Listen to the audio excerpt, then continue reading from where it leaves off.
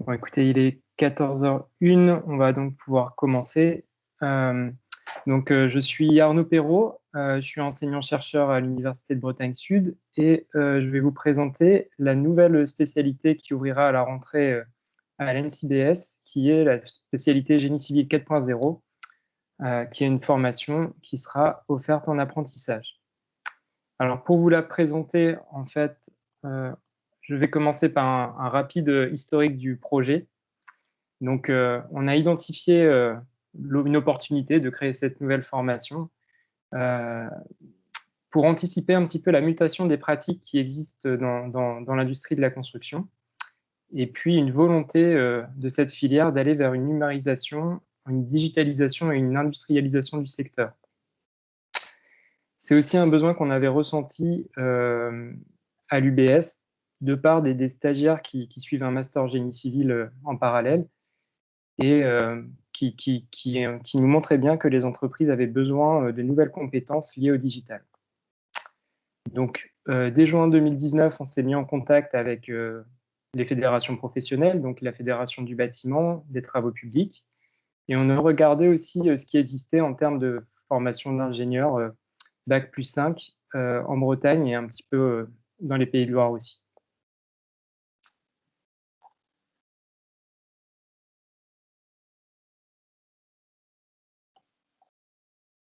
Alors, ces premières réflexions ont abouti à la définition de cette nouvelle spécialité, donc une formation en alternance, généraliste au niveau du génie civil, c'est-à-dire qu'on va aussi bien s'intéresser aux bâtiments qu'aux travaux publics. Et les entreprises visées sont aussi bien des entreprises de construction que des maîtrises d'œuvre, donc par exemple des cabinets d'architectes ou des bureaux d'études structures, ainsi que des promoteurs et des maîtres d'ouvrage comme des collectivités territoriales, par exemple. Donc le but, c'est aussi de donner tous les outils pour pouvoir aller vers une intégration du numérique dans le monde de la construction, et puis aussi d'avoir une dimension agile, qui est un petit peu la marque de fabrique de l'école, qui permet de former des ingénieurs assez pragmatiques, qui sont là pour trouver des solutions opérationnelles. Donc, à partir de là, on s'est rapproché des entreprises qu'on a consultées pour nous aider à co-construire le programme de cette nouvelle formation.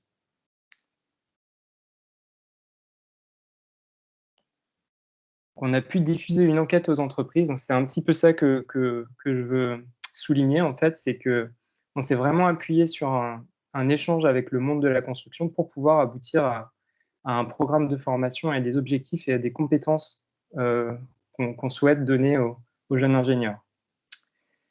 Donc, les compétences, ça va être de pouvoir se tourner vers le génie civil 4.0. Alors, 4.0, c'est vraiment le côté pour pouvoir prendre en main ces nouveaux outils et les intégrer au monde de la construction. Donc, on a envoyé 200 invitations à pas mal d'entreprises du Grand Ouest de construction, et on a eu 60 retours complets d'une enquête, de questionnaires, et aussi 40 lettres de soutien. Donc, 37 d'entreprises, plus des lettres des fédérations qui ont soutenu le projet. Au niveau des entreprises intéressées, il y avait aussi bien des groupes nationaux comme Bouygues ou Vinci, que des entreprises de taille régionale comme Le Gendre, Angevin, le groupe Pigeon par exemple, et puis des plus petites entreprises, des PME de construction aussi qui étaient intéressées.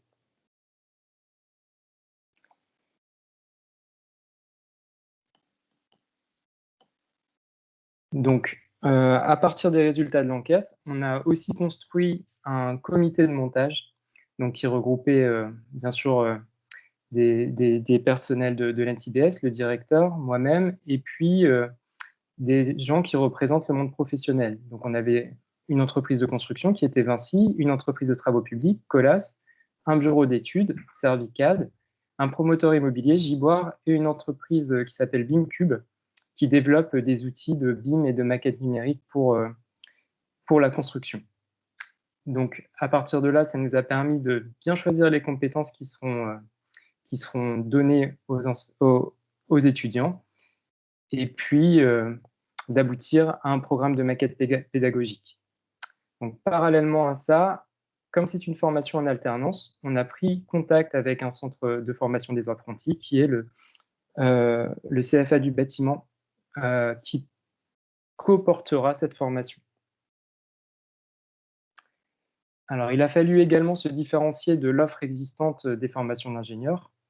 Donc, vous avez le CESI à Brest, l'INSA à Rennes, Polytech Nantes qui est à Saint-Nazaire, et puis l'IT2I à Centrale.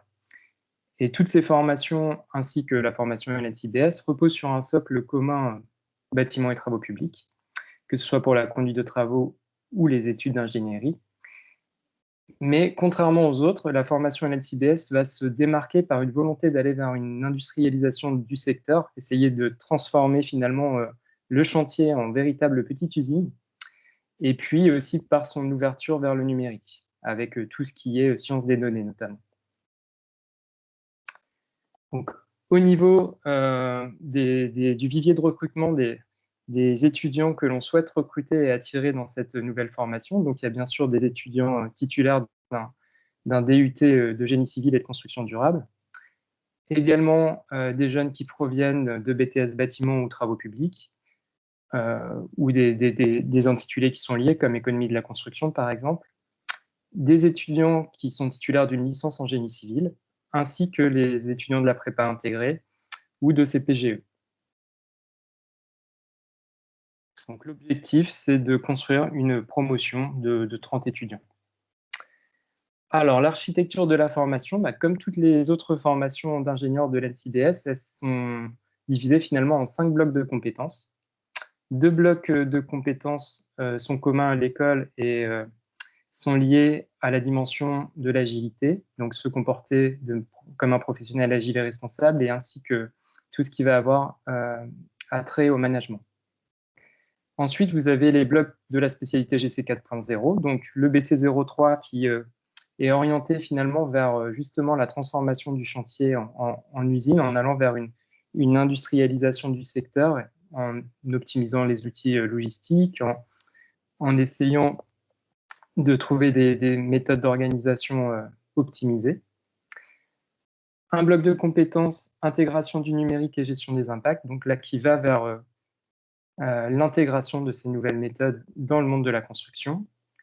Et puis le dernier bloc de compétences qui est plus classique, qui est ingénieur d'études BTP, où là on souhaite donner finalement toute la science de la construction au niveau technologique et technique. Donc à partir de là, on va essayer de former des ingénieurs qui pourront travailler à différents niveaux d'un projet de construction, même de la vie d'une construction, de sa conception jusqu'à sa démolition, finalement. Et on commencera par des métiers de conception comme d'ingénieur en bureau d'études, comme BIM manager, donc les personnes qui sont chargées de concevoir les maquettes numériques des bâtiments, et chargé d'affaires, donc pour pouvoir essayer de regarder si c'est pertinent de lancer un projet de construction, par exemple. Ensuite, on va être des métiers qui sont liés à la production, donc à réaliser un chantier, donc que ce soit de la conduite de travaux ou des ingénieurs méthodes qui sont là pour finalement essayer de trouver les meilleures méthodes de réalisation et d'organisation d'un chantier. Et enfin, des métiers qui sont plus liés à la gestion du bâti. Une fois que le bâtiment est construit, donc on va devoir le maintenir, pourquoi pas le réhabiliter. Et ça, c'est des métiers qu'on trouve, par exemple, pour des grands groupes industriels qui ont beaucoup de bâtiments à gérer, des collectivités territoriales qui ont aussi beaucoup de bâtiments et beaucoup d'infrastructures à s'occuper. Et donc, parallèlement à ça, on souhaite donner des compétences plus originales qui permettent en fait d'intégrer le numérique et de préparer la transition de la filière de la construction, que ce soit pour la conception, donc tout ce qui va être attrait aux maquettes numériques et à leur utilisation tout au long de la vie d'un projet de construction, donc les jumeaux numériques, toutes les connaissances techniques nécessaires. Au niveau production, on va regarder un petit peu tout ce qui peut être possible de faire au niveau logistique pour améliorer la productivité du chantier, des procédures de gestion de qualité, les dimensions de l'agilité, des outils de réalité augmentée pour faire du contrôle sur chantier, par exemple, pour faciliter les tâches des opérateurs. Et puis en gestion du bâti, on va essayer de donner un petit peu des outils, par exemple de sciences des données, des méthodes d'instrumentation des bâtiments pour pouvoir optimiser l'utilisation des bâtiments et prévoir une maintenance optimisée.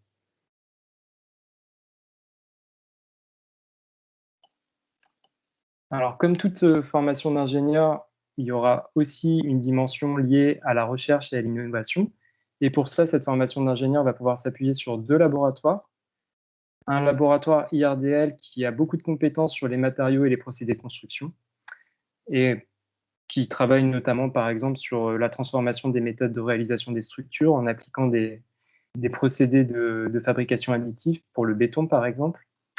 Et puis, d'un autre côté, vous avez un laboratoire LabSTIC qui a beaucoup de compétences en sciences des données, donc pour tout ce qui va être numérique. Et finalement, on souhaite pouvoir essayer de développer de l'innovation à la croisée de ces 2 disciplines et qui permettront d'aller vers une intégration du numérique toujours dans le secteur de la construction.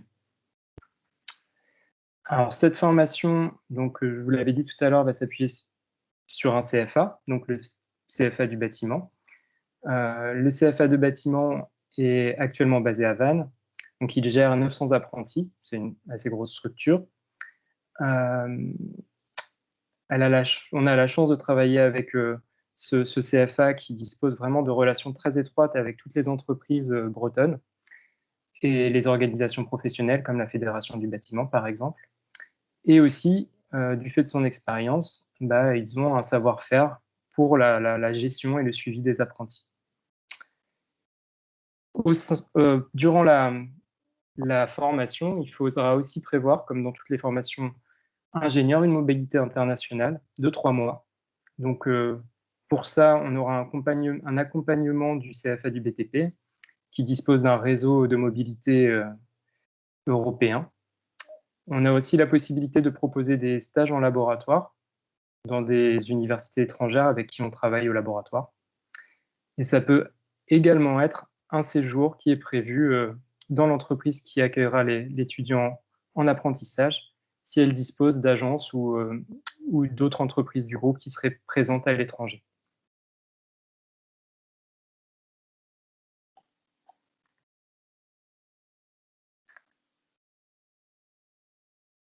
Alors, vous avez ici un aperçu de la maquette. Je ne vais pas rentrer dans les détails, mais pour vous donner un petit peu l'aperçu de l'organisation de la formation. Donc, c'est une formation en alternance où vous allez avoir 22 semaines à l'école et 30 semaines en entreprise par an. Donc, une maquette qui va s'appuyer bien sûr sur des enseignements théoriques en lien avec la construction, en lien avec la science des données.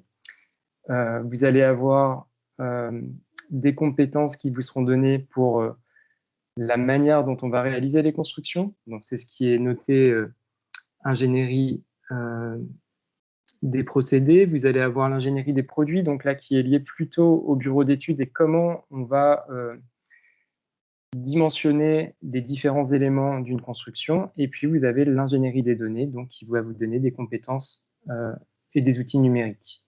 On souhaite aussi essayer d'aller vers des bâtiments intelligents, donc définir un petit peu comment on peut faire ça, comment on peut comment on peut faire parler un bâtiment, comment on peut recueillir tous les éléments qui vont être donnés par des instrumentations, par exemple. Et puis, eh bien, on va aussi avoir des enseignements qui sont sur les méthodes de conception des bâtiments. Donc, pour chaque semestre, les alternants devront réaliser des missions en entreprise. Donc, ces missions, à chaque fois, seront d'une part en lien avec les sciences humaines et sociales et d'une autre part, des missions qui seront techniques. Donc, vous avez différentes missions qui vont essayer de refléter la dimension construction, la dimension numérique qu'on souhaite donner aux étudiants, ainsi que les dimensions d'agilité et de management. Alors maintenant, des informations un petit peu plus pratiques sur les modalités de candidature. Donc, l'NCBS, via son site de candidature, le site de candidature de l'université d'ailleurs, va recenser tous les candidats possibles. Une sélection sera faite après audition des candidats. Donc, vous avez 3 commissions qui sont prévues avec des dates date limite de dépôt des dossiers. Donc, la première commission, la date limite de dépôt est pour le 28 février. Une fois les auditions passées, on donnera un avis sur l'admissibilité de la candidature. Et ensuite, et parallèlement à ça, le CFA du bâtiment va recenser les offres des entreprises, ainsi que l'NCBS, et va pouvoir ensuite essayer de faire matcher les candidats avec les offres des entreprises. Une fois que le contact est pris, que l'accord est passé, on passera à la contractualisation et à l'inscription de l'étudiant. Voilà pour la rapide présentation. Est-ce que vous avez des questions par rapport à cette présentation? N'hésitez pas à lever la main. Donc, si vous êtes intéressé pour plus de renseignements aussi pour des questions plus précises, n'hésitez pas à prendre rendez-vous avec moi sur Imagina. Pour l'instant, j'ai encore pas mal de créneaux disponibles dans l'après-midi.